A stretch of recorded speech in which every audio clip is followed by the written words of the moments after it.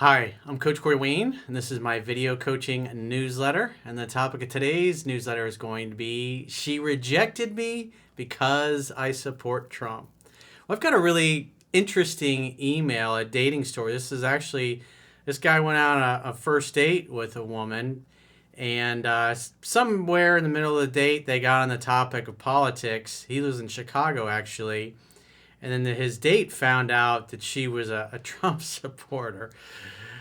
And obviously she leans left and she got pretty upset, but it's really cool how well the guy handled himself under pressure, because she ended up going home with him and they ended up hooking up that night. But then obviously when he called her a few days later to go out on a second date, she just couldn't get past the fact that he was a Trump supporter. So I thought it's just funny reading through this, because what I've noticed obviously in the past several years since Trump got elected is just you see it in the dating apps. You see women, hey, if you voted for that guy, swipe left. If you voted for the orange man, swipe left.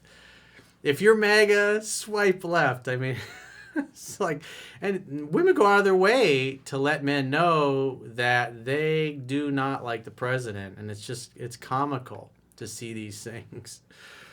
So with that said, I wrote a quote, and then we'll go through the email. It should be some entertaining fun on a Monday. But it's good because things are going to come up when you're on dates. They're going to put you under pressure. Maybe an unexpected topic, and you can tell things start to go sideways a little bit. And then this guy does a really good job of handling it and talking in a calm manner and remaining centered. And it has a good effect on her because she obviously likes him and is attracted to him. So it's a success either way. But it's just, it's an interesting story, obviously a sign of the times that we're in. So the quote says, "Women find men who stand up for themselves and what they believe in to be very attractive. They respect men more for disagreeing with them and when they don't change their opinion to match theirs. This is the hallmark of authenticity and a man whose masculine core they can trust and rely upon. When you love, value, and respect yourself and you stand up for what you believe in, you will attract like-minded people and repulse those who are not a match. Life is too short to go through it worrying about what other people think and trying to live up to their unreasonable expectations. Live and speak your truth without fear, because no matter what you do, you will be criticized anyway." Don't I know that? All I got to do is open up any of my social media, and there's always a bunch of people complaining about something about me. But whatever. So let's go through his email. It says, "Hey, Coach Corey, I have had many success stories thanks to your work, but this one in particular I thought I would share with you because it's the best demonstration I've personally had on the importance of keeping centered. I live in downtown Chicago, and I am a huge supporter of President Trump. Because of this, dating can be challenging."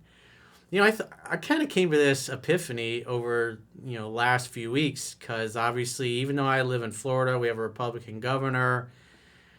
The places where I live in Central Florida and in South Florida, we got commie mayors, and they're just, lunatics about the mask mandate. Now, I'm not talking about the N95 mask. I'm talking about the surgical mask, where there's lots of studies that show they don't do anything.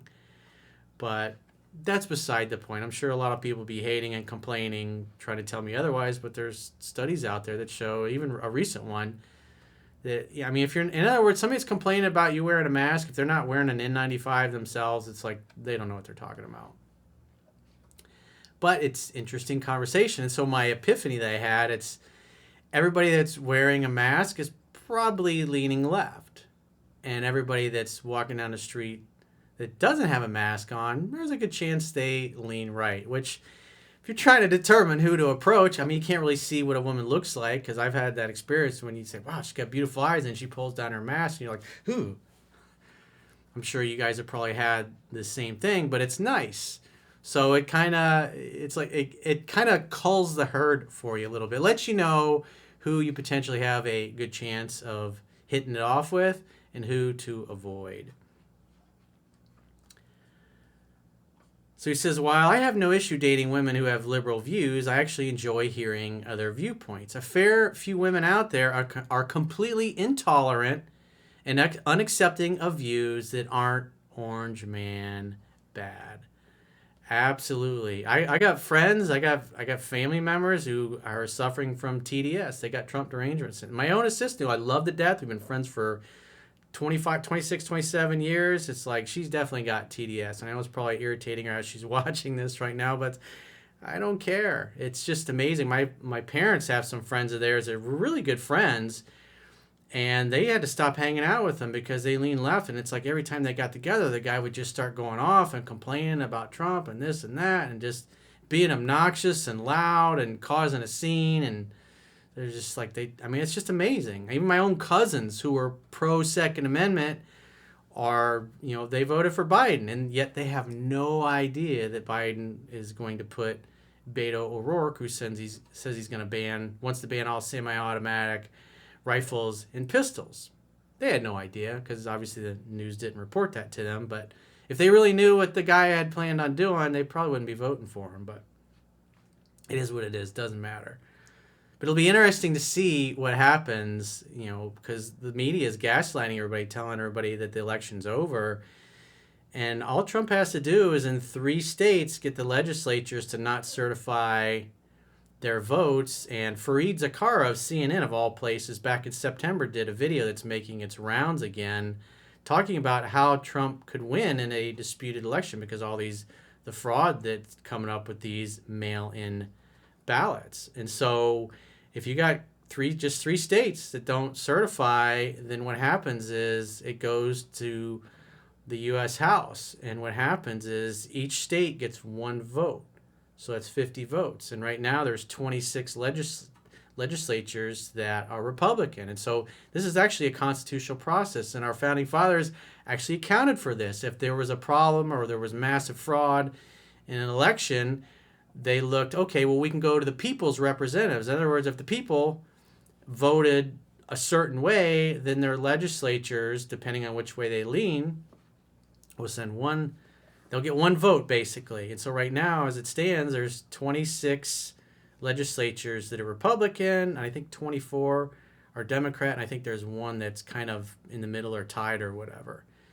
So if that happens, and these states don't certify because of all the fraud that's coming out, and there's lots of evidence of it despite what the news is saying, it's going to be really interesting to see what happens if come January 6th, when they go to certify the election for the Electoral College, and Trump ends up getting another term. Half the country's going to freak out. I don't know what's going to happen, but it's really interesting. And so I think for the first time in our history, I don't think this has ever happened before, that we might have a situation where we fall back on what the Constitution lays out. So you should definitely watch the video. If you go to Coach Corey Wayne on my Twitter feed, you can watch the video. It's like 2 minutes, 3 minutes long. Fareed Zakaria did it. He's a CNN guy. This is the law. This is a constitutional process. So I know that may be shocking to the people that lean left, but it may happen, it may not. I don't know. We'll see what happens. It's all up in the air. Anyways, back to our email in question here. So he says, one particular girl I met a few weeks ago, I took her out to a local bar on a first date. We had a good time. I made her laugh. The conversation was lighthearted and fun, and we vibed really well. So far, so good. It's amazing. 4 years ago, when I wasn't an Obama supporter, but I had a girlfriend who was a socialist. It's like, it didn't really create any problems. We almost never talked about politics. But nowadays, it's like, man, it's like the Scarlet Letter. You support, oh my God, I can't believe you.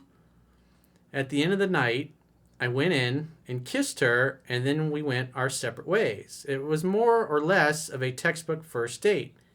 We then texted the next day and made plans to meet the following Thursday for drinks. That Thursday evening, we met up at the bar, and I could tell her attraction for me was high as soon as we sat down. She actually told me a few minutes in that she loved how I kissed her at the end of our first date, and that a lot of guys would ask her permission to kiss her. I said, guys actually do that? With a puzzled look on my face. Although, truthfully, I was thinking that I used to be that guy back in the day. So she obviously likes his confidence. She's into him. So far, everything's looking good. Everything's looking textbook. He says, from then on, however, the date took a turn for the worse.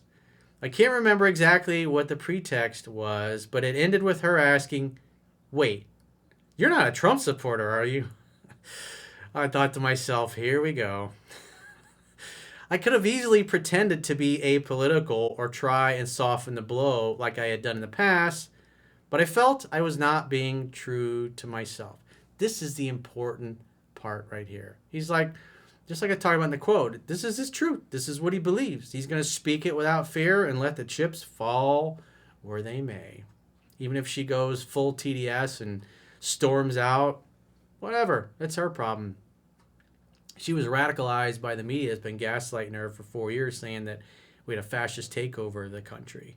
If we had a real fascist, you would know it. So I looked her dead in the eye with a semi-smirk and I replied, yes, I am a supporter of the president. I held eye contact and didn't say anything else. Ye who speaks first loses.